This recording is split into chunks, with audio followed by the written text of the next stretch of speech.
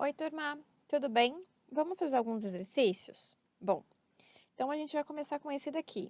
Vamos pensar que a gente fez uma prova, tá? E que a gente recolheu as notas dos alunos e a gente colocou as notas aqui. Então, o primeiro aluno tirou 3,5, o segundo 4, 4,5, 4 e assim sucessivamente, conforme está disposto nessas duas linhas aqui. O que é a primeira coisa que a gente pode fazer? Se a gente está diante de um computador, é melhor a gente colocar em ordem crescente ou decrescente, porque daí fica um número do lado do outro, fica mais fácil para a gente contar. Se não estamos diante de um computador, a gente pode usar do seguinte artifício. Eu vou colocar o primeiro aqui, que é o 3,5, vou riscar ele, ó, achei mais um aqui, e eu vou seguindo na linha mesmo, tá? E eu conto os quanto que tem. Quantos que tem? Tem 1, 2, 3, 4, 5, a gente tem 6. Próxima nota é 4, então vai ficar 1, 2, 3, 4, 5, 6, 7, 8, 9, 10, 11. E a gente vai fazendo isso com todas as notas, tá? Depois, a gente tem que colocar em ordem crescente. A gente sempre usa na estatística a ordem crescente, sempre do menor para o maior. Eu já montei, eu já trouxe pronto aqui, tá? Então, o que a gente precisa se preocupar? Na primeira coluna, tem que ser sempre o nosso XI. O que é o XI? O XI é a informação que a gente está mostrando naquele gráfico, que nesse caso aqui são as notas dos meus alunos.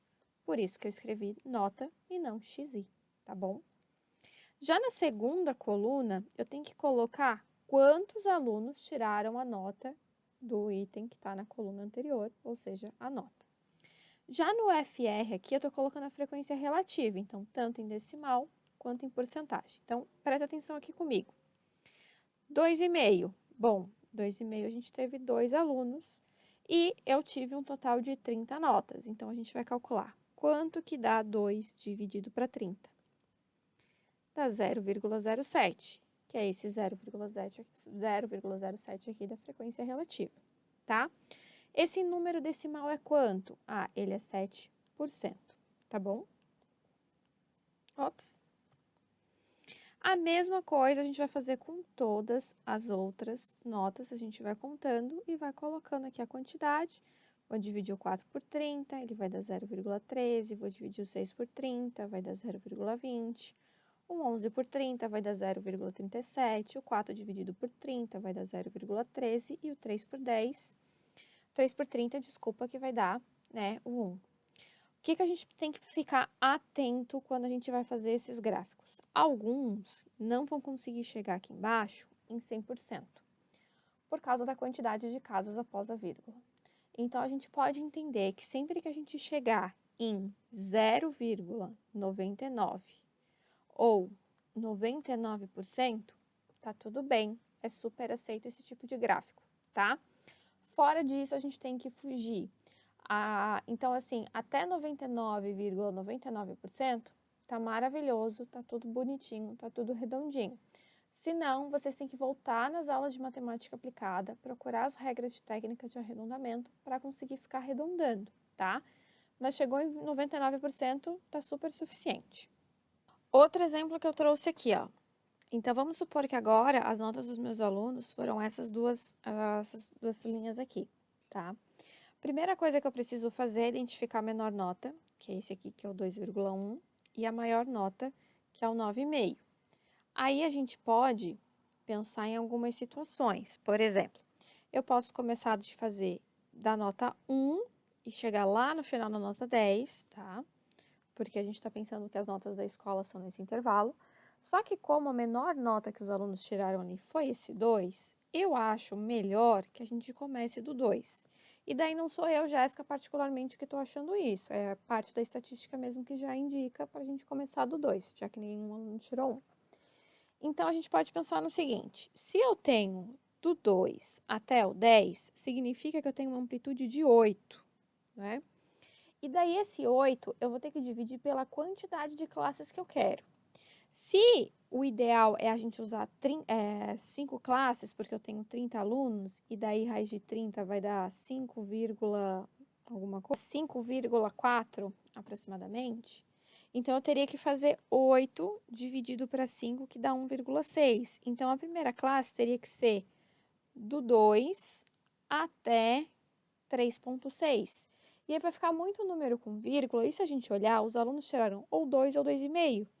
Então, ia ficar uma classe um pouco esquisita, tá?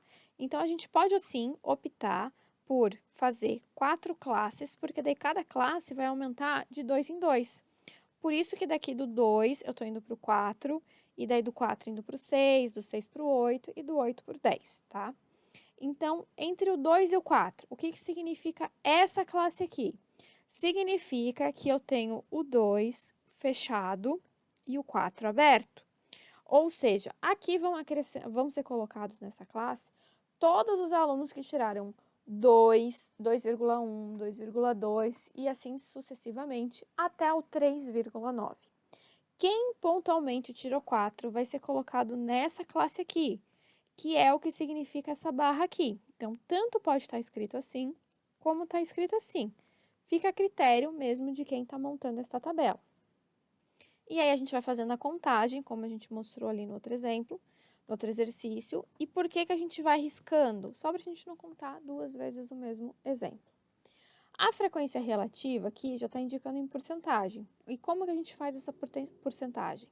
Quanto que dá 4 dividido para 30?